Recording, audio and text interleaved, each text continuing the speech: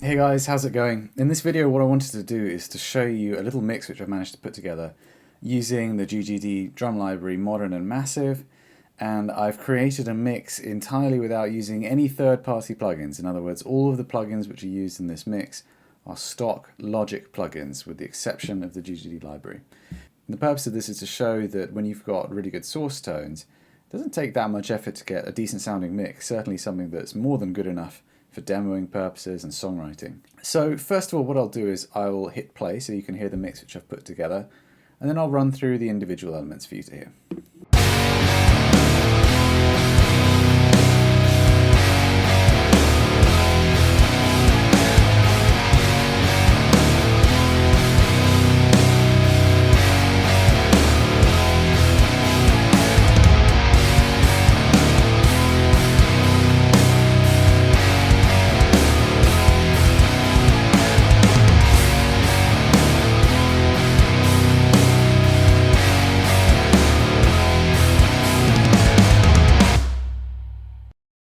So just to explain, I'm using pretty much the stock drum kit that loads up when you open up Modern and Massive. I mean, it's all the default kit pieces. So that's the Q Drum Co.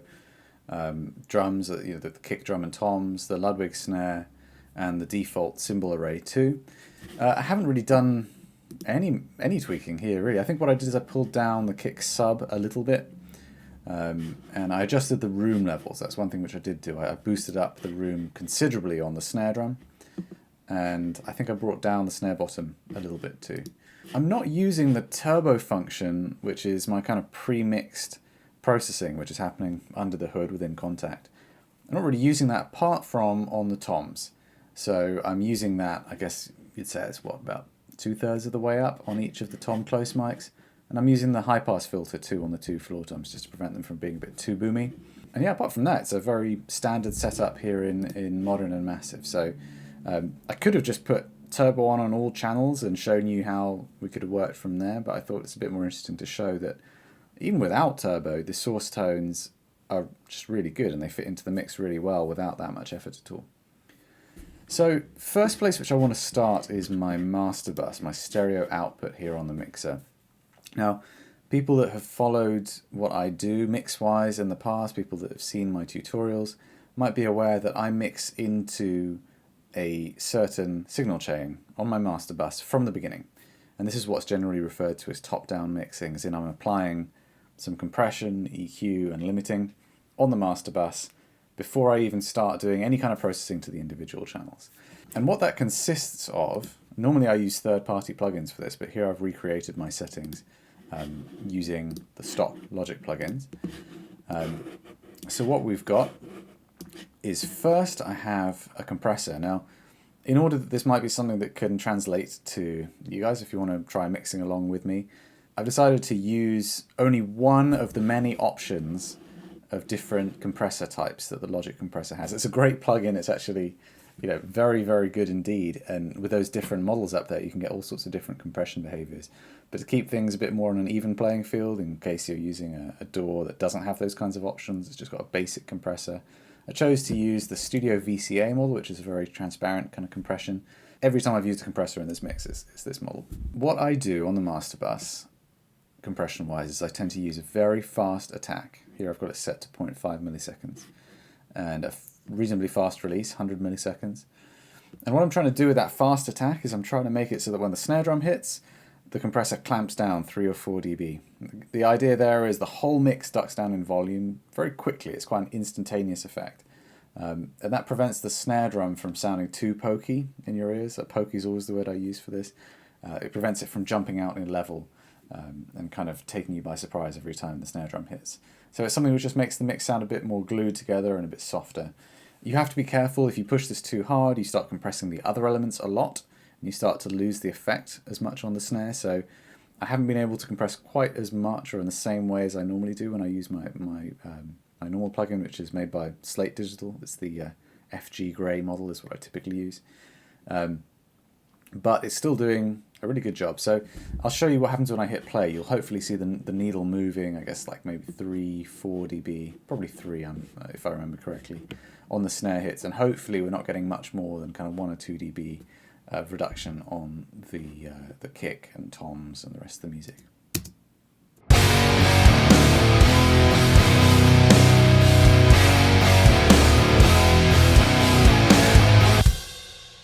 So yeah, I mean, it's perhaps triggering a little bit more compression than I would normally get, but I think it sounds really good.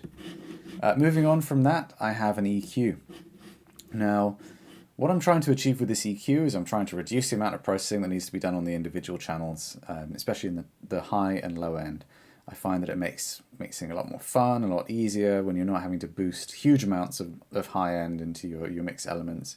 And just in general, this gets my ears right into the ballpark straight away. I don't need to compare against a commercial mix to see if I'm bright enough and bassy enough. This EQ curve seems to work really, really well for me. Now, like I mentioned, this is not the plugin which I typically use, so I've recreated my settings. Starting from the bottom, I'm high passing at 30 Hertz, which is pretty low down. That's just to prevent the subs from getting unruly. I have a little 60 Hertz bell boost of 2 dB, so this is adding a bit of kind of sub thump to my kick drum and bass. I have a 100 Hertz low shelf. Now I'm not really doing anything through the mids. The next thing which you'll see is this 2.5 dB boost. It's a bit wider at 5.5K, and this is giving me the kind of presence bite that I want in my mixes. And then finally I have a 12K, 5 dB, so quite a substantial high shelf, which is going to add the bit of extra air on top that's going to make my mixes sound, you know, commercially airy and kind of glossy. So like I say, when I start mixing, I have this in place. I don't even really listen to the mix without it. But what I'd like to do is just to give you a little bit of a taste of what this sounds like without the EQ, and I'll switch it in. You might even be forgiven for thinking that things sound a bit too harsh when I switch the EQ in, and that's specifically why I mix into it, because I do find it necessary to achieve the kind of commercial level of brightness. However, my ears would probably pull me away from going that bright if I didn't start with this from the beginning. So here's what it sounds like without.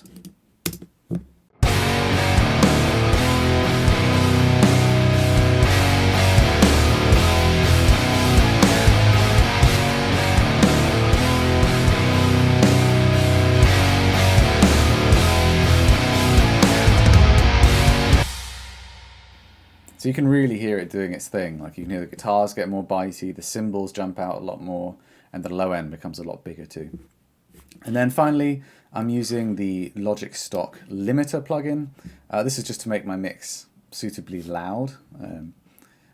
I do find that what a limiter does is it tames a little bit of the transient of the snare drum in a way that I like. I'm not pushing this limiter quite as hard as I typically do when I use my FabFilter limiter that I find to sound really transparent and awesome. But it's actually a really decent sounding limiter.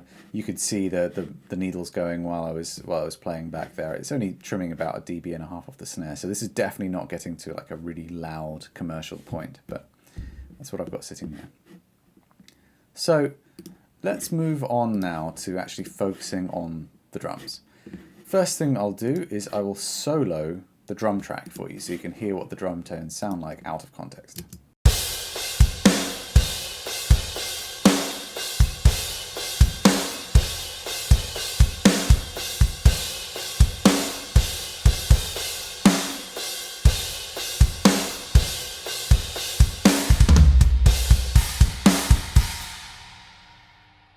And straight off the bat, what I love about Modern and Massive is, to me, it sounds really real. We were very careful to capture loads of the natural sympathetic resonance of the kit and to make sure that the way the room was set up sounded really nice and open.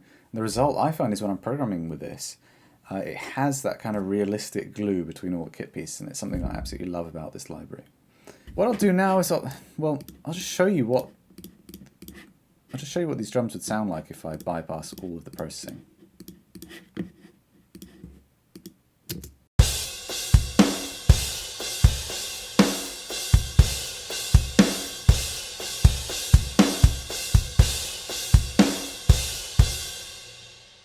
It's not quite a fair comparison because the mixer levels are set, you know, based on how I wanted things to sound after I'd compressed and EQ'd everything. So it might be that, for example, I noticed the cymbals sound really loud once I bypassed those other items. Let's look at these couple of buses which I muted over on this side of the mixer. The first one is my drum parallel compression. And similarly to what we did with the master bus, I've got a very fast attack compression going on. It's actually faster. I've got 0 millisecond attack and 50 millisecond release. Ratio as high as it can go, and I'm just trashing the drums. Check out what this sounds like if I solo it.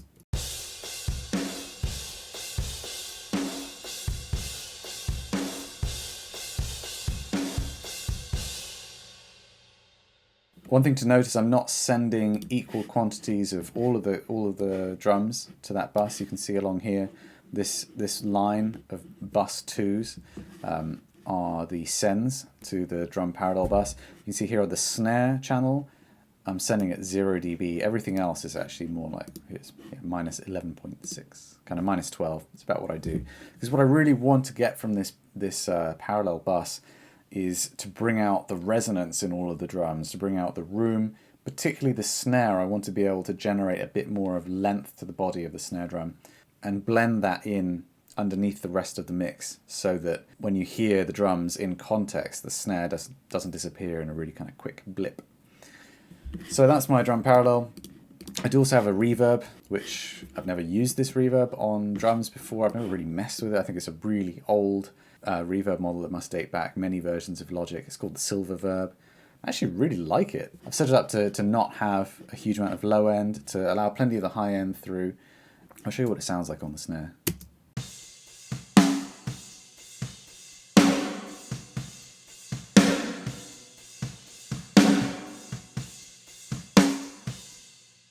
I actually really like that. I might start using it in my mixes in general. So that is the reverb which I've got set up. I'm only really triggering that off the snare. In fact, I am only triggering that from the snare and the toms, and also the far room. Now the far room mic, the way that I have things set up in this mix, is mainly snare drum. I'm trying to just get that big fat ambience off the snare. And one of the ways which I'm extending it even further is to apply reverb to the room channel. This is something which I don't do very often, but I really like how it sounds here. So this is what the room track sounds like without the reverb and then with.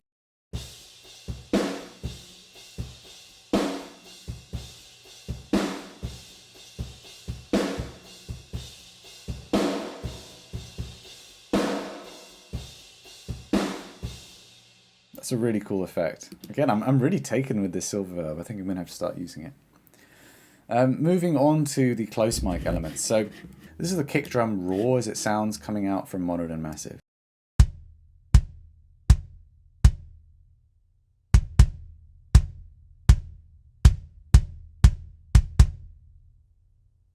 What I really like to do with kick drum, especially these days, is to focus on subtractive EQ first and foremost.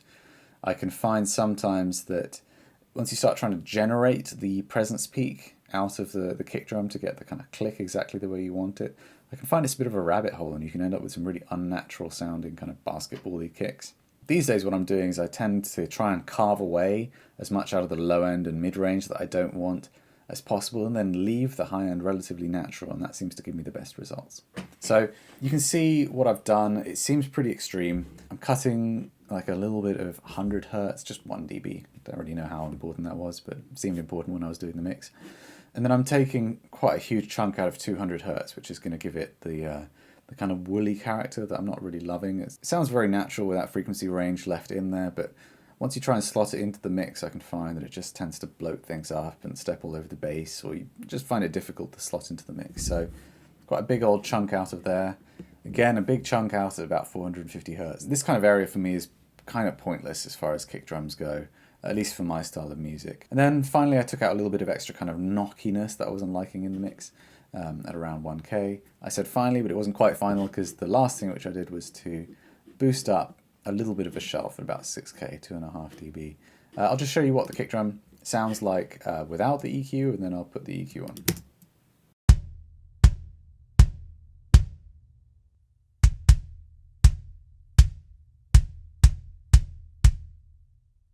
And then next, to give it a bit of a kind of squishier attack, I pulled up a compressor. This time I'm using a slightly slower attack, 25 milliseconds. Quite a quick release there. I didn't necessarily mean to do it quite as quick as that, 72 milliseconds, really fast release. Quite a low ratio. But importantly, I've pulled the mix back to about halfway on this compressor. And the idea there is that as you compress the kick drum, you start to lose the low end bloom. because it's kind of getting squashed down by the compressor. So by blending in some of the dry signal again, you get back some of that low end, although you start to, of course, lose that nice squishy attack. So final kick drum sound is as follows.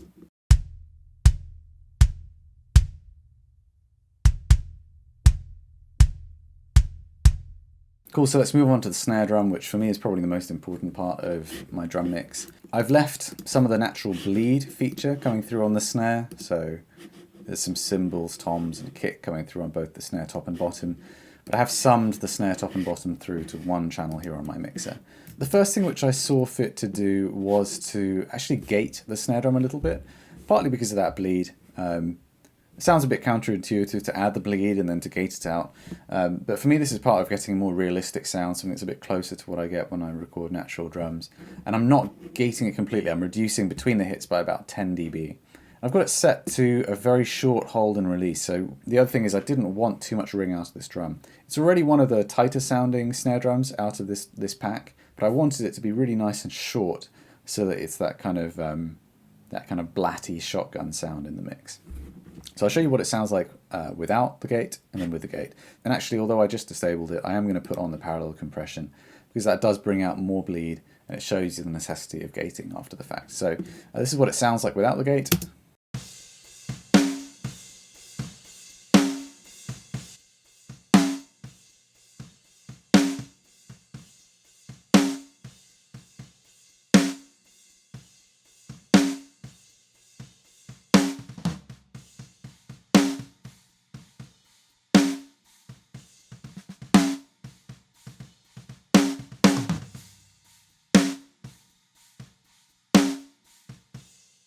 So actually just listening to it, I decided to shorten the hold and release times even further to get even shorter snare sound.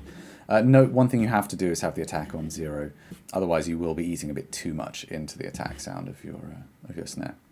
So that's the gate which I've got set up.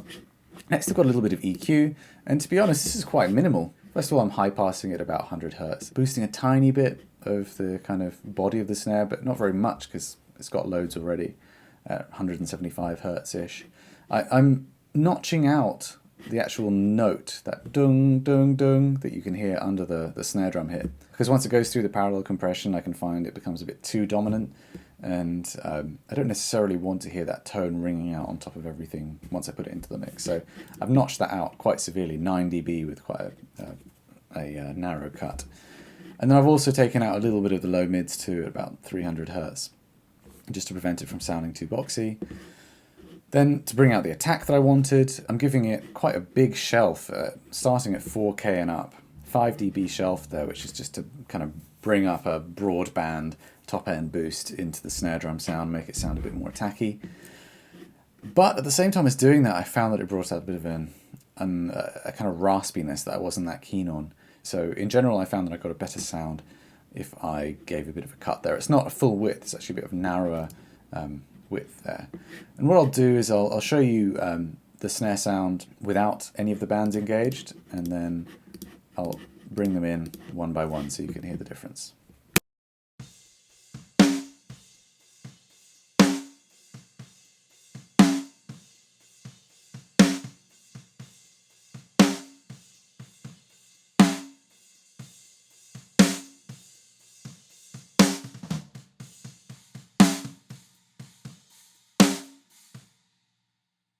Cool, so we're sounding pretty good already there. The next step for me is to add a bit of compression. Once again, I'm using the Studio VCA compressor in Logic. Relatively slow attack time, about 30 milliseconds, 100 millisecond release. I've got the auto gain off, as with all of these plugins. 5:1 ratio, so quite a high ratio, and I'm allowing this to compress the snare drum quite heavily. So this is what it sounds like with the compression.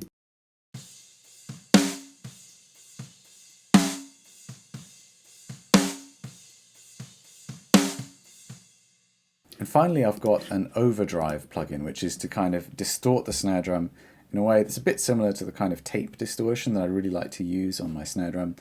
The kind of sound that we included in the GGT Smash and Grab compressor, or also the kind of sound which I get out of the Slate virtual tape machines model that I sometimes use on my snare drums as well. And I'm distorting the snare quite a lot.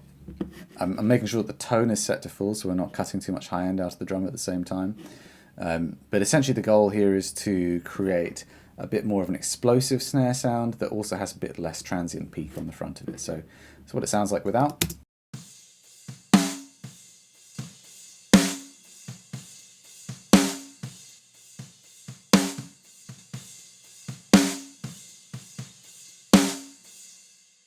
I actually really like how this plugin sounds. It gets louder when I instantiate it because it's auto-compensating for the level, and because it's losing peak level with the distortion it's doing, it kind of makes everything else sound a bit louder afterwards, but the peak is actually right around the same point. And that kind of wraps up the processing which I have going on my snare. All we need to do now is put on the reverb and you'll hear the final sound.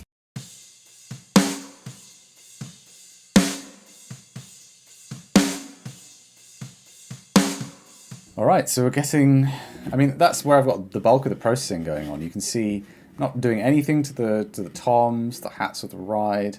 I've got all of that kind of dialed in just through Modern and Massive. I mean, it sounds really good out of the box, and then with the toms, I've got a bit of the turbo processing and low-end cut.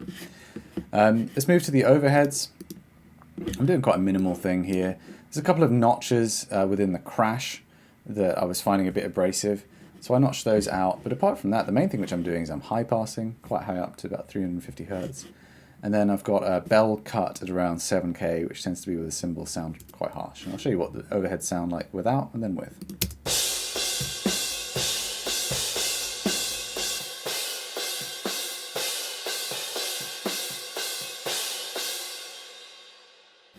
That's it. The cymbals, they get a bit smaller in sound, but they get a lot more pleasing on the ear, I find.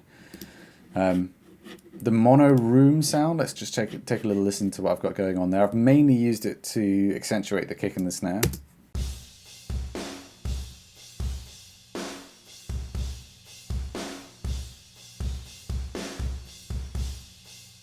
It's a really cool sound, that one. But I did find that there was a bit too much of the kick sub coming through there and it was muddying up the mix a little bit, so I chose to high pass it around 90 Hertz.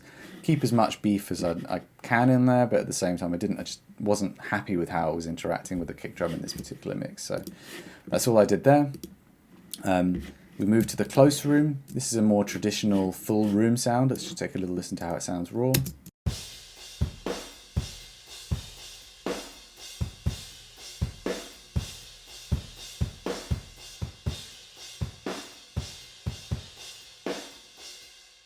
You can see EQ-wise, I've high-passed it. I've taken out a little bit of the body at around 175 Hertz. And then I've softened the top end a little bit with a shelf cut at around 7.7, 8K-ish. The next step would be to compress it. So I've used some fairly heavy compression here, I think. I mean, the ratio is not that high, but we've gone for the kind of similar very fast attack and release settings like we've used on the Parallel and on the Master Bus too. This is what it sounds like with the compression engaged.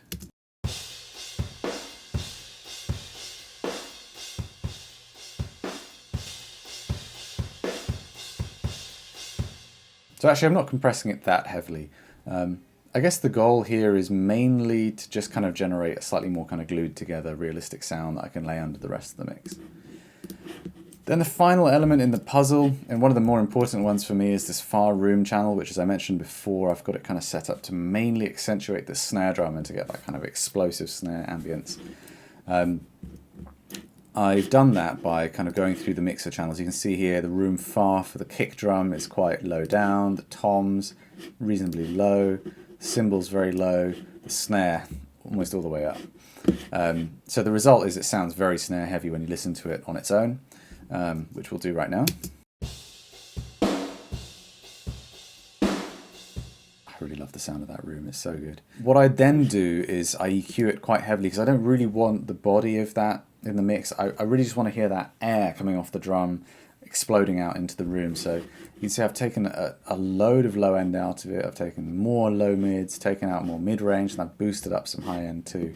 This probably isn't going to sound that pleasant when you hear it on its own, but in the mix it's going to allow it to cut through without clouding everything else up.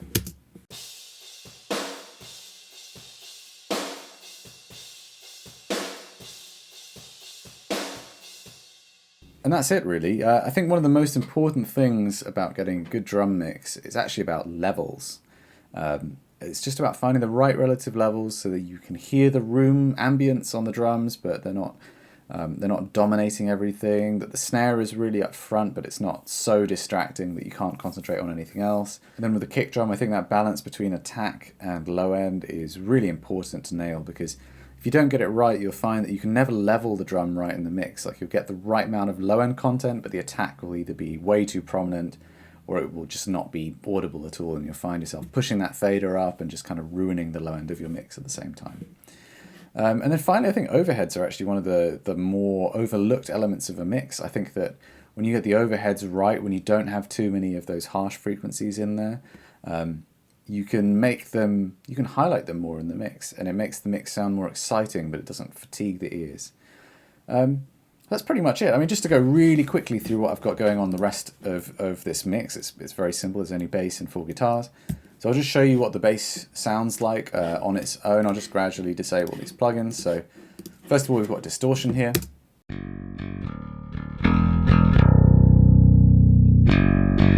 Okay, it's not quite fair. That gets a lot louder when the plugins is turned on, but you can still hear that it's adding a bit of growl to the bass.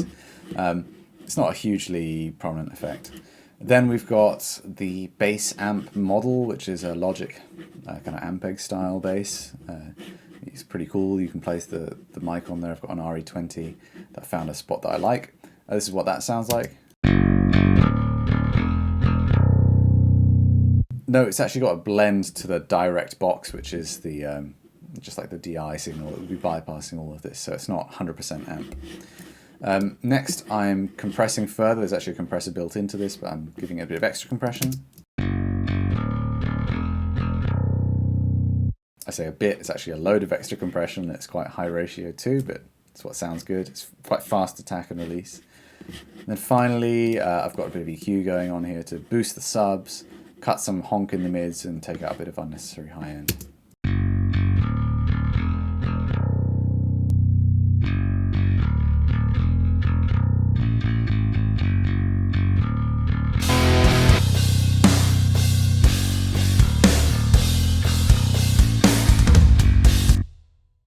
And then, I mean, the guitars are super simple.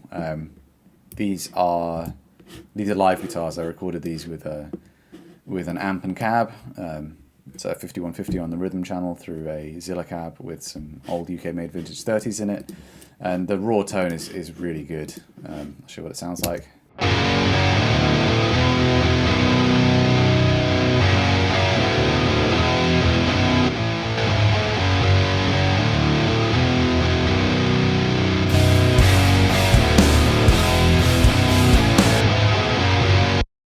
They're just a little bit fizzy and spiky, so high pass, low pass like you normally would. Then I've notched out a couple of frequencies, and I've taken out something around kind of 3.5K that was sounding a bit too harsh. Taking out a bit of boxiness there because they're a bit too huge sounding. This is what they sound like.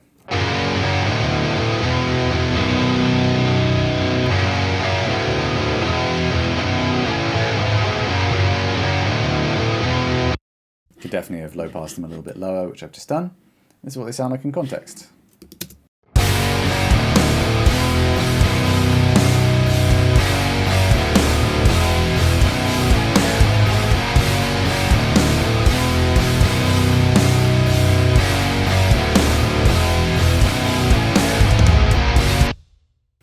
Cool. I really hope you've enjoyed watching this tutorial. Thanks for bearing with me. I've tried to explain it quickly, but at the same time giving you the information you might need to be able to replicate things yourself. I really hope you like how this sounds. If you don't have Modern and Massive and you like how these drums sound in this mix, definitely check it out. I think it's a really cool tool for everything from songwriting through to final productions. And yeah, thanks for watching. I'll see you next time.